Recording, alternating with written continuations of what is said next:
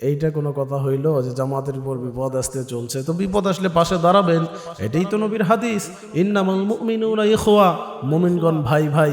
তো এক মুমিন ভাইয়ের বিপদে আর এক মুমিন ভাই পাশে দাঁড়াবে, এটাই তো মুসলমানের কাজ। নবী যে বলেন, পৃথিবীর এক প্রান্তে যদি কোনো মুসলমান আক্রান্ত হয়, অপর প্রান্তে থাকা মুসলিম ভাই শুনে যদি মনে আঘাত না পায়, ও আমার উম্মত নয়। তো কাজেই যদি বিপদ আসেই পাশে দাঁড়াবেন, এটাই তো কাজ। নাকি বিগত সময়গুলোর মতো দেখবো আমরা, বিশেষ করে খুব দুঃখজনক কথা, দুঃখের কথা মনে পড়ে যায় যে আল্লামা দিলওয়ার হোসেন সাইদি সাহেব 50 বছর তিনি কোরআনের তাফসির করে বেড়ালেন সারা পৃথিবীতে।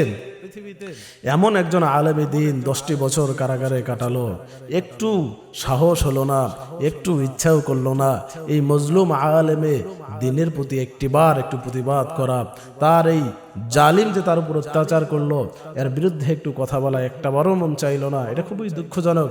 সুতরাং আমি বলবো যে বিগত দিনগুলোতে যা হয়েছে এটা বাংলাদেশের মানুষ কষ্ট পেয়েছে, তো কাজেই আগামী দিনে আপনারা এক কাতারে এসে দাঁড়ান। আজকে এক ভাইয়ের উপর বিপদ আপনি খুশি হবেন, আগামীকাল আপনার উপরেও বিপদ আসবে, এটাই স্বাভাবিক, এটাই ইতিহাস। আর বিপদ আসবে এটা নিয়ে তো ওইভাবে টিটকারি করা বা থ্রেট দেওয়ার তো কিছু নাই।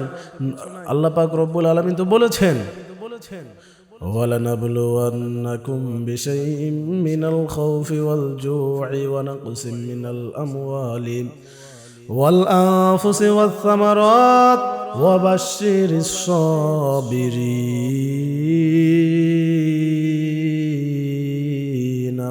আল্লাহ পাক রব্বুল আলামিন বলেন, আমি আমার বান্দাদেরকে বান্দীদেরকে বিভিন্নভাবে পরীক্ষা করব, কখনো জানের ক্ষতি দ্বারা, কখনো মালের ক্ষতি দ্বারা।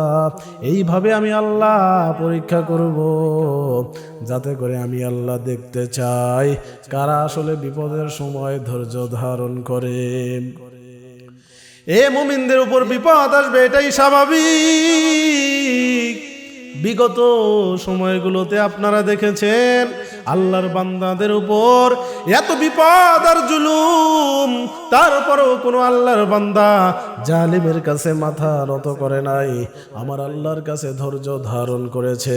সুতরাং যারা ধৈর্য ধারণ করে তারাই দিনের পথে থাকে, সঠিক পথে থাকে। সুতরাং এই কথা আর বলবেন না। বাংলাদেশের যত ইসলামিক মাইন্ডের আলেম সমাজ যারা আছেন, এক কাতারে এসে দাঁড়িয়ে যান, না হলে আগামী দিনেও আপনারা জুলুমের শিকার হবেন, এটা মাথায় রাখুন।